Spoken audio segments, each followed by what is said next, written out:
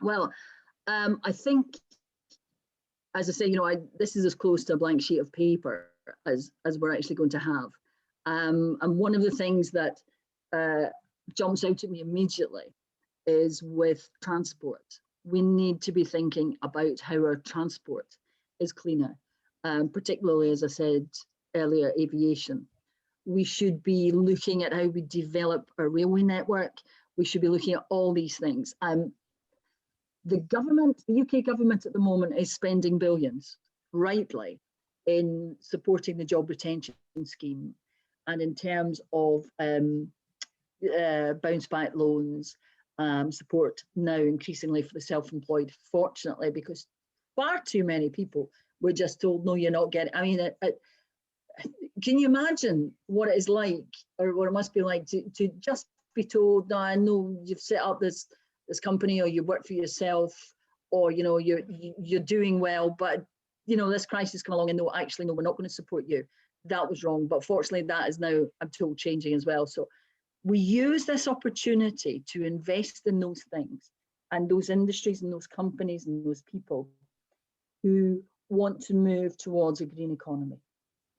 We develop a plan with the fund that I talked about at the beginning to decarbonise the economy, to invest in ideas which will do that, to invest in companies that will do that, and use the skills that we have at the moment. One of the reasons that I particularly support the job retention scheme and having people in furlough is because if you work in an industry and you are incentivized to find greener ways of operating as a way of supporting jobs and continuing, then you will do that.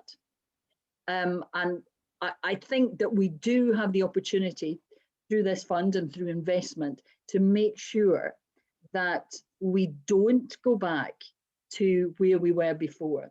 We don't go back to just, how would you, a sort of a laissez-faire attitude to it.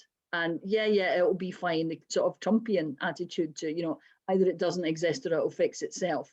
We have to actually be active. And, the £100 billion climate fund I talked about, we need to look at that. A renewable power fund, retrofitting budgets, all of these things we need to be looking at. And I think there's a place on Orkney called EMEC, which is an energy investment place. It looks at different sorts of projects, it invests in projects, it looks at tidal energy, wave energy, wind, and hydrogen. And I mentioned this earlier. If you have a plant which creates hydrogen energy and you put it close to the what would you call it, the facility that's going to be using it, then you have a very efficient form of energy. And what we need to do is incentivize the oil and gas industry in this country to look at how they do that. And that is one of the ways that I think that we can encourage all industries to be cleaner. But the big one at the moment is the aviation industry. As I said, they need help and they should get it, but it should be contingent on them improving their environmental standards, better engines, and also air passenger duty.